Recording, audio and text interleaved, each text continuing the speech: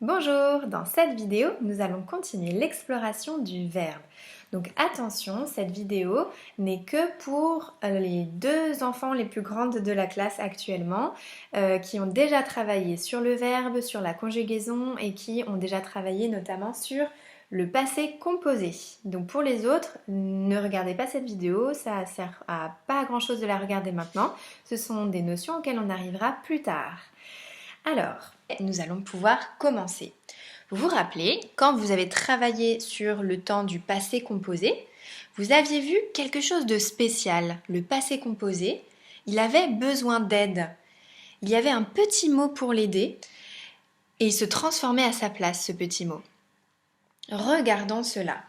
Je vais placer mon verbe chanter au passé composé.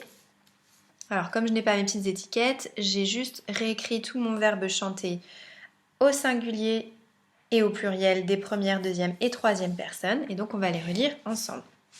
Donc, à la première personne du singulier, j'ai chanté. Deuxième personne du singulier, tu as chanté. Troisième personne du singulier, il ou elle ou on a chanté. Ensuite, à la première personne du pluriel, nous avons chanté. À la deuxième personne du pluriel, vous avez chanté. Et à la troisième personne du pluriel, il avec un S ou elle avec un S ont chanté. Regardez la partie qui ne change jamais. Moi, je vais l'entourer, la partie qui ne change jamais. Chanter, chanter, chanter, chanter, chanter et chanter. À chaque fois, à la fin, j'ai et. J'ai chanté, tu as chanté, il a chanté, nous avons chanté, vous avez chanté, elles ont chanté. À chaque fois, le verbe chanter se termine par et. Mais il y a aussi une partie qui change. Et on va l'entourer, je vais prendre un autre rouge pour que vous le voyez. Il y a une partie qui change à chaque fois. C'est celle-ci. J'ai chanté, tu as chanté, elle a chanté, nous avons chanté, vous avez chanté, ils ont chanté. La partie qui change, c'est ce petit mot qui accompagne le verbe chanter et qui change en fonction des personnes. Mais à quoi est-ce qu'elle vous fait penser, cette partie-là? Qu'est-ce que c'est que ce petit mot? Eh oui, c'est le verbe avoir. Alors, on va placer le verbe avoir à la place du verbe chanter. J'ai, tu as, il, elle, on a, nous avons, vous avez, il ou elle ont au pluriel. Nous voyons bien ici que nous avons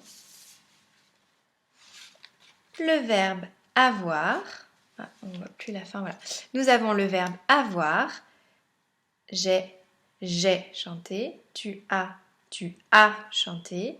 Il, elle, on a chanté. Nous avons chanté. Vous avez chanté. Il et elle au pluriel ont.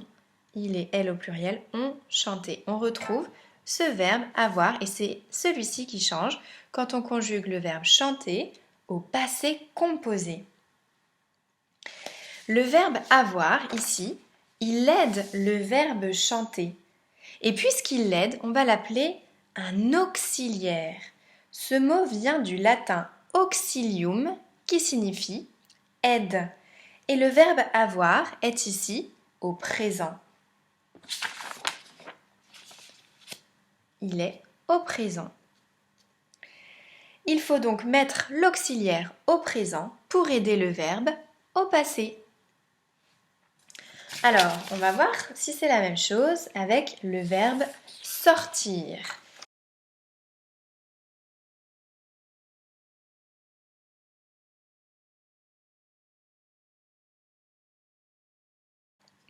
Donc ça donne je suis sorti, tu es sorti, il, elle, on est sorti, nous sommes sortis, vous êtes sortis, ils, elles sont sortis. J'ai bien conjugué mon verbe sortir au passé composé. Mais est-ce que c'est l'auxiliaire avoir qui vient aider le verbe sortir? Et non, regardez. Je suis sorti, tu es sorti, il est sorti, nous sommes sortis, vous êtes sortis, elles sont sorties. Cette fois-ci, ce n'est pas le verbe avoir, comme celui que l'on pouvait voir avec qui aidait le verbe chanter, mais c'est un autre verbe qui aide le verbe sortir. C'est le verbe être. Et voilà, j'ai écrit mon verbe être au présent à toutes les personnes du singulier et du pluriel et ça donne bien je suis, tu es, elle est, nous sommes, vous êtes, ils sont, exactement comme le verbe qui accompagnait le verbe sortir au passé composé.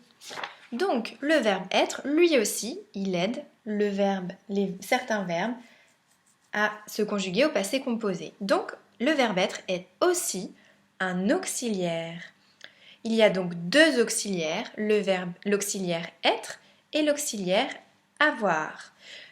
Mais l'auxiliaire être est un petit peu moins serviable qu'avoir. Il aide un petit peu moins, il n'accepte d'aider qu'un petit groupe de verbes. C'est comme un club. Et je me demande si vous pourriez trouver une liste de verbes qui, au passé composé, ont besoin de l'auxiliaire être plutôt que de l'auxiliaire avoir.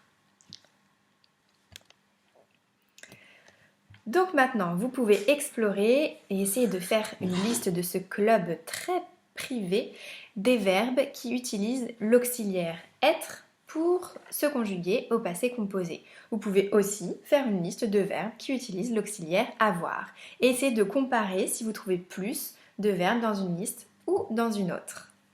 Et quand vous aurez fait ces listes-là, je vous invite à regarder la vidéo suivante sur les verbes pronominaux.